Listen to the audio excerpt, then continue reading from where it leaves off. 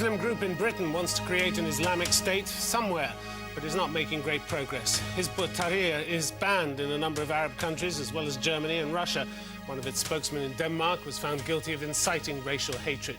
My guest today is the group's British spokesman. If they're benign, why are the mainstream Muslim organisations so against them?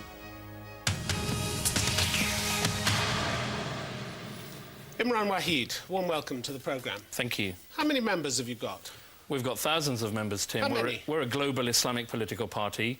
I mean, how can I estimate that in numbers? We've got thousands. We're a mass movement. We work throughout the Muslim world. 5,000, 6,000? I mean, how many thousands? I don't think I know the exact figure off the top of my head. You really have no idea how much support you have? I've really got no idea. I mean, you're a political group. We're a political party which works to establish the Islamic Khilafah, the Islamic State, in the Muslim world. But most political parties are falling over backwards to tell people how many members they have, and yet you just say thousands. Are you ashamed of how small your membership is? No, quite the contrary. I mean, for example... Then tell us. I mean, I'm sure we're dying to know. In the UK, over the last few years, tens of thousands of Muslims have attended our conferences. What do you mean tens of thousands? You had 10,000 at one point, and you had 8,000 at another, didn't you? Has there been a larger Islamic conference in Britain, Tim? Look, it's a quarter of the size of a football stadium, isn't it? It's not that much, is it? But, I mean, if you want to somehow... Let's be honest about it. This isn't a mass movement, is it? If you wanted to portray us as fringe, how would you say that we held the largest conference in Britain? What would be your explanation to that? How would it be that thousands of our members are in jail in Uzbekistan? Well, why aren't you a political party then with MPs in the House of Commons then, if you're such a mass movement? Because Islam is built on a completely different fundamental philosophy to Western secularism. Well, there are Muslim MPs in the House of Commons. They don't seem to mind. Well, there's a completely different set of values here, and this is very important that we understand this. In democracy and in Western capitalism, man is the one who decides what is right and wrong. In Islam, we believe our Creator, Allah, has decided what is right and wrong. Isn't that just a way of explaining away the fact that you don't dare to go before the electorate because you've actually got nothing to offer them? Millions of people are marching all around the Muslim world, and we have completely changed the political... I don't see millions. I saw 1 million in London marching against the Iraq war. I don't see millions in the Islamic world. I saw 40,000 the other day in Saudi Arabia, which was something new, but I don't see millions. In 50 years... You fling around these figures... In 50 years, Tim, we have... nothing to back them up. In 50 years, Tim, we have completely transformed the political landscape of the Muslim world to a world where now we feel we're on the brink of establishing this state. You haven't transformed anything, have you, Imran Waheed? 50 years ago... What have you transformed? 50 years ago, the Muslim world had ideas like Arab nationalism. The Muslim world looked up to the West. Now the Muslim world, people in the Muslim world, are looking for an Islamic Khilafah. They know the West has failed. Who is? How many of them? The West is imposing their values on the Muslim world. How do you know any of this? You've never tested any of this. You fling around figures like millions marching. Where are millions marching? Let's just deal with the first part of this. Is there an election in any Muslim country which is not rigged, Let's just deal with the first part of this. Where are the millions marching? Place. We have seen, Where? At the time of the Iraq War, we have seen millions of people in Egypt march in Tahrir Square. We've seen demonstrations... We haven't seen millions. The largest demonstration here was actually in London. OK, I'm not necessarily talking about a single demonstration, but we have seen across the Muslim world people rising up saying we are fed up of these corrupt puppet rulers and we want to see a change in the Muslim world. These are not people marching to your tune. These are people, we have changed the political... These are people maybe fed up with the lack of democracy in Muslim countries. And that's something a lot of people would agree about. Well, but that doesn't mean they're dancing to your tune, The West likes to keep the Muslim countries with autocratic, dictatorial regimes. It has very cordial relations with the likes of Karimov, who boils his political opponents in Uzbekistan, with the likes of Mubarak, with the likes of Fahd, and with the likes of Musharraf, with whom Western leaders very regularly rub shoulders, so you don't have a problem in the West with these dictatorships. Some people don't have a problem with those dictatorships. There have been calls to have you banned because you incite racist hatred. You're banned in a number of Arab countries. You're banned in Holland and Germany, apparently for associating with neo-Nazi groups. Any comment on that? We are banned in the Muslim world, Tim, because we want to discard the rulers in the Muslim world in the dustbin of history. What about Holland and Germany, that is associating with neo-Nazi groups? If you let me finish, I would, but if you just address that point. I will come to your point, but the first point about being banned in the Muslim world is very clear. We are banned because we want to discard these rulers in the dustbin of history. We want to establish an Islamic state which ends political subservience to Washington and London, which unifies the armies, resources and lands of the Muslims, which brings about economic sovereignty, and which ends our dependence for our defence on the Western countries. Who are you to demand all this? Which expels the Western multinational Imran terrorist Waheed, corporate companies. Who are you to demand all this? This is what the Muslims are demanding. Which Muslims? Yesterday in Pakistan, there was a conference There are plenty of thousands Muslims who don't people. want anything to do with you, particularly in this country. Khalid Mahmood, the MP for Birmingham, says you should be treated in the same way as the British National Party, as a fringe element in our society. You're misguiding a lot of young people who haven't developed their own religious beliefs and only represent a small percentage of the UK Muslim opinion. That's his Is this the meaning of democracy, to silence anyone who and to ensure that all they voice is Western secular thoughts? This is a man who actually tested his popularity at the ballot box, which you don't dare to do. This is a man who is an outcast in the Muslim community for supporting the war on Iraq. Outcast? He got voted into Parliament. The war on Iraq. He got voted into Parliament and supported the war on Iraq. So he's still a member of Parliament. He tested himself at the ballot box, something you wouldn't dare to do. No, of course we would. But we don't want a rigged election like we've seen in the Muslim countries. You expect don't have rigged elections here in this Muslim country. Countries. You don't have rigged elections here. He's an MP here, actually. We are advocating, Tim, an Islamic Khilafah in the Muslim world. We are working very actively amongst the people of influence in the Muslim world, including politicians and the army, in order for them to bring about this change we are advocating. Neo-Nazi groups in Holland and Germany? We call on generals in the Muslim world. Neo-Nazi groups in Germany and Holland? Well, I think what we've seen... Happy to associate with them? What we've seen, Tim, since 9/11... You don't say no, so we can draw our appropriate conclusions if you let me answer the question. Well, you've had three opportunities now, and you've chosen not to. OK, you ask me about our position on neo-Nazi groups. Yeah. OK, very simply, it is well known that Islam does not allow Muslims to incite racial hatred. Islam, in fact, moulded people successfully, irrespective of their race and creed, into one society, unlike the West, which has found it very difficult to integrate minorities into society. And this has always been a problem. Differently. The courts found that you did incite racial hatred in Denmark. Well, since 9/11, Tim, what we've seen, if I could comment about the Denmark case, what we've seen since 9/11 is anyone who is against the state of Israel is classed as anti-Semitic. I've even read of you, Tim, being accused of being anti-Semitic after your interview with Ehud Barak. Many in Israel accuse you of being anti-Semitic. Why? Because you gave him a bit of a roasting. So I think the issue here is... When I give someone from the Arab world a bit of a roasting, I'm accused of being anti-Muslim. That's not the point. Anti-Arab. That's not the point. That doesn't mean anything. That's a meaningless statement, Imran Waheed. Israel is a country which occupies Muslim land. We support the right of Muslims everywhere to resist that occupation from militant democracies. The court found against like Britain, you, so I suppose like Israel, the Danish like court was rigged, was it? That was rigged. Well, it was politically motivated. It was politically motivated to silence anyone who is opposed to the Israeli state's occupation. It didn't silence anyone. It happened to silence you, because your spokesman handed out leaflets quoting from the Quran saying, kill them, Jews, wherever you find them, and turn them out from wherever they have turned you out. Why don't you quote our other leaflets, Tim, which talk about the treatment of Jews and Christians in the Islamic State? Why don't you quote the fact that Muslims fought in the past and spilt their blood for the Jews when they were attacked by Christian crusaders? Why don't you talk about the fact that Jews fled the Spanish Inquisition and went to the Islamic Khilafah in Istanbul? Why don't you quote all of our leaflets? Well, I'm just quoting. I haven't got time to quote all your leaflets. Well, you're quoting selectively, I can quote. Almost Gilligan-esque. This is what every politician said, and you've used that line before. I suggest you get a new one, because it actually doesn't really apply. It is, because this is very selective. What the court found, and this isn't selective, what the court found was that linking the quote from the Quran to the subsequent description of Jews as a people characterized negatively is an evident statement of a threat against Jews. Your statements were threats against Jews, weren't they? Okay, no doubt about it whatsoever. I think you've made a very serious point, and I'd like to answer the point. The point is, Tim, this has got nothing to do with Jews. This is to do with our opposition to the occupation of our land, whether it by Jews or anyone else. We oppose the occupation of our land in Israel, the occupation of our land in Kashmir, the occupation of Iraq, the occupation of Afghanistan, of Chechnya. This has nothing to do with Jews. To narrow it down to say that this is something to do with Jews is preposterous. This is to do with the right of Muslims to resist occupation of their land. And it seems to me that... So violence is OK as long as you call it resistance. That's all right, The West has no problem with violence. Violence is OK. I'm asking you what your opinion is. We talked to the West about their opinion. I'm asking you about yours. Your spokesman, Sajjad Khan, you know him?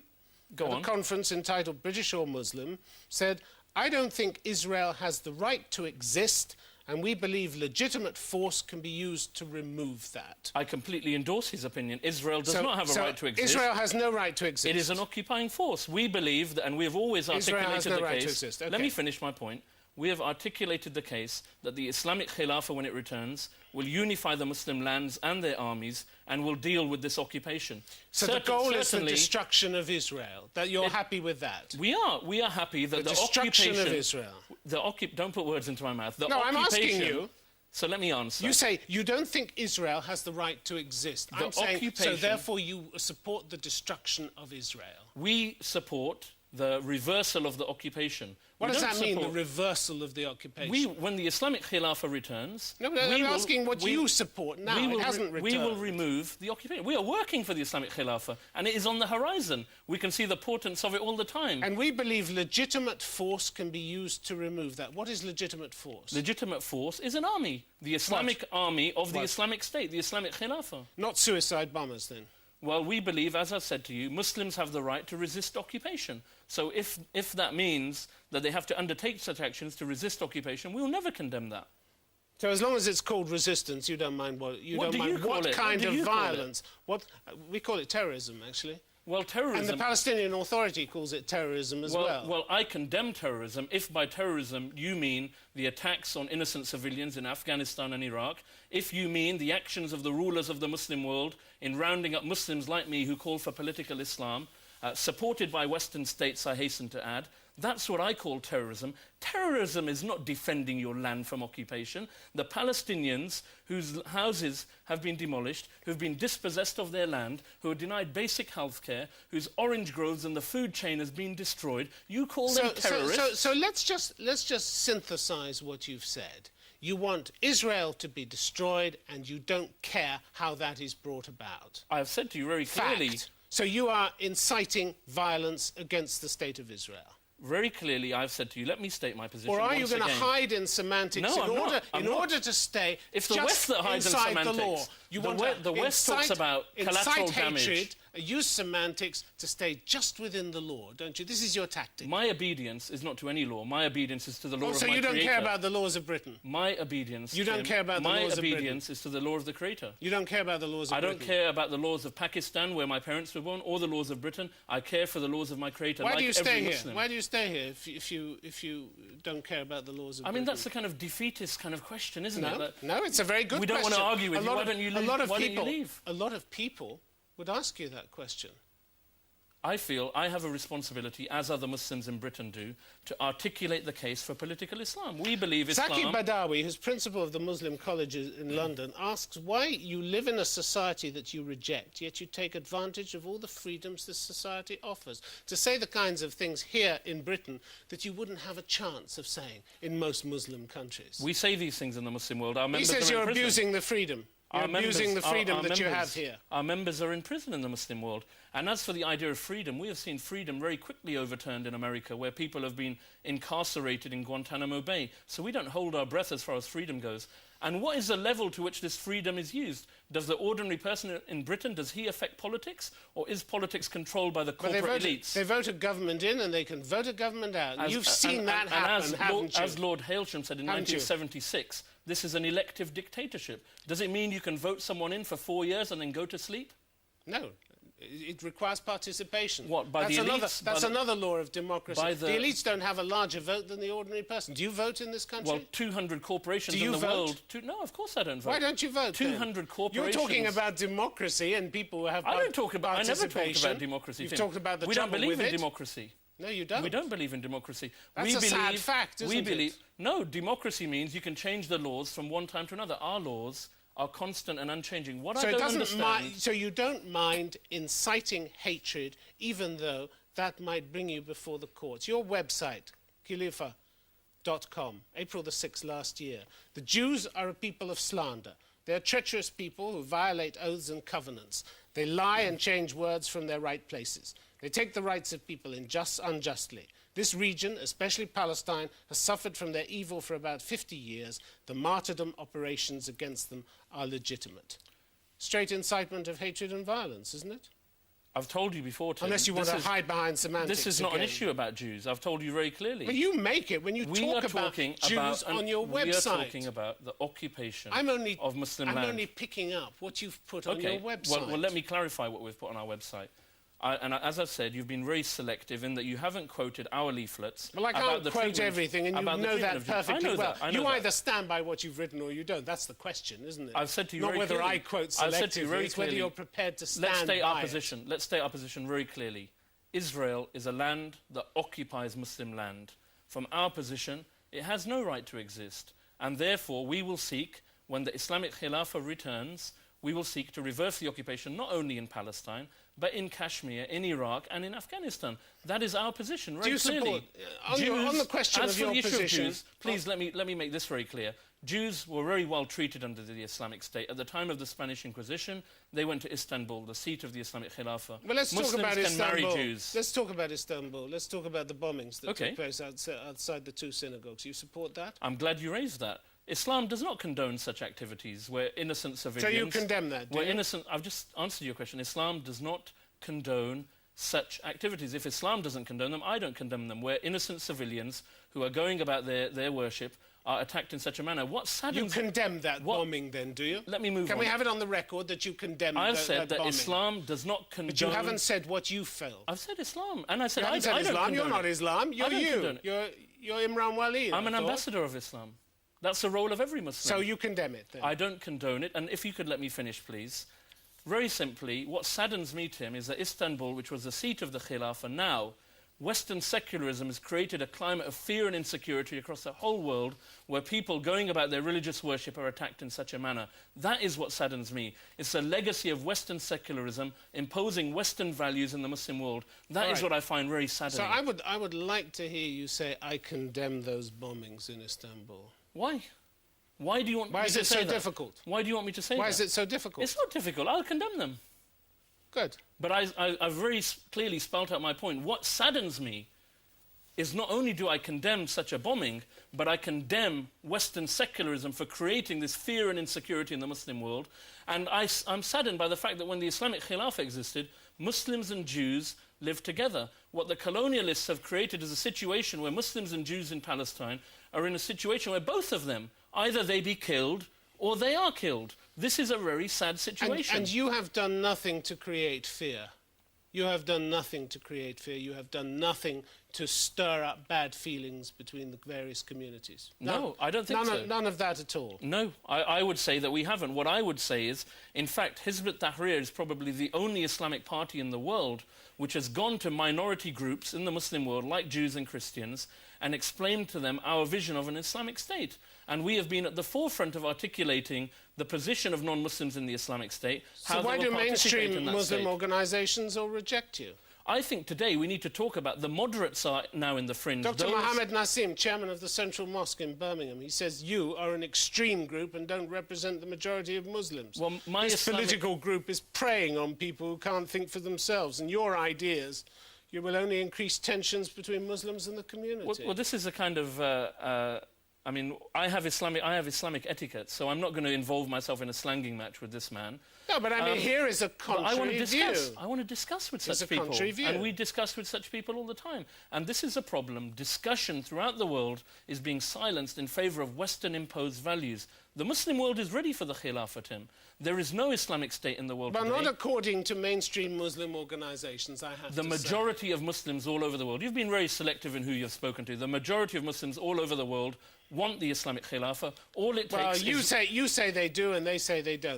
That doesn't get us very far, does it, actually? All it takes is one phone call from a general in one of the armies in the Muslim world to realise that it's about time he rescued the dignity of the Muslim people from the Western colonialists. What amazes me is that you talk about the injustice of the occupation of the Palestinians.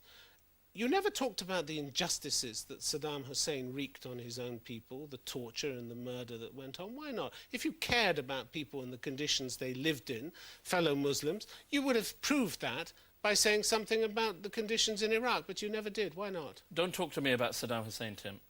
I'll be very clear with you. Saddam Hussein butchered our members. Some of the children of our members were put through mincemeat machines as torture. Our members have been at the forefront of the struggle in Iraq to remove the Ba'ath regime when the rulers of the West were supporting. What struggle? Were supporting the Iraqi regime. We have been involved in political work in Iraq. What political work? Our organisation. Where was the condemnation? Of course, we have condemned Saddam Hussein. Where? We have condemned every single ruler of the Muslim world, not mainly for being a lackey of the West. And that is a reality. We condemn today. I condemn before you today Musharraf, who locks up his political opponents, Karimov, who boils his political opponents, Mubarak, who tortures his political opponents, Fahad, who tortures his political opponents. All of these people are in cahoots with the West. We condemn every single one of these rulers unreservedly. We condemn Saddam Hussein in the 60s, 70s and 80s. And throughout the 90s, when the West were arming this man. This is nothing to do with Saddam Hussein. On your website? Where? Yeah, of course we have. Point to it. Leaflets. Dates, times. Leaflets. Dates, times. Where? In multiple leaflets, we have said that the regime in Iraq is a non-Islamic regime which needs to be removed. We have mentioned that many times. Abdul Ghani al-Mullah was our first martyr of our party who was killed in Baghdad. So you cannot say that we are not opposing such rulers. We are opposing such rulers and we are opposing Western hegemony over these lands. Are you at war with Britain? The issue here... Do you consider yourself to be at war with Britain? I'm living in Britain, and at this... Do you consider yourself to be at war with Britain? It's a very simple question, because on October the 14th, 2001, your group wrote in a community, what Britain and America are doing is displaying their enmity for Islam. They are enemies. A state of war exists between them and all the Muslims that necessitates adopting an actual state of war as a basis for dealing with them according to the dictates of the Sharia rules. My question, very simply, yes or no, are you personally at war with Britain? Britain, America are occupying Muslim land. We support the right of people to resist that occupation. Are you at war with Britain personally? Muslims have the right to resist occupation. That's not an answer to my question. Are you at war? No, it isn't. I'm asking you whether you consider yourself to be at war with Britain. It's a yes or no question. Britain occupies Muslim land. And therefore, Muslims have the right... You're afraid to answer the question, aren't you? Because you're trying... Everything you do is trying to stay just within the law, isn't it? Just within the grounds of bounds of acceptability. I've got no respect This is your tactic, I've got no respect for any law other than Allah's. So I don't care about the law, to be honest, Tim. What I care about is articulating... because you'll be closed down or jailed or whatever, won't you? Well, as you said, we've been banned in the Muslim world for a noble cause. So you're trying not to get banned. You're trying just to stay within the law in Britain, the laws that you say you don't care about. We'll continue our work, irrespective. If we have to say the unpalatable, Tim, I care for the laws of Islam. I don't care for the law of any man. And all Muslims would support that. All Muslims care for the law of Islam. They want the Islamic Khilafah. Why is it that the West does not want Muslims to decide their own political destiny? We have a different way of life from people in the West. Different Muslims, Imran Waheed, want different things. We've come to the end. Thank you very much for being with us on the programme. Thank you.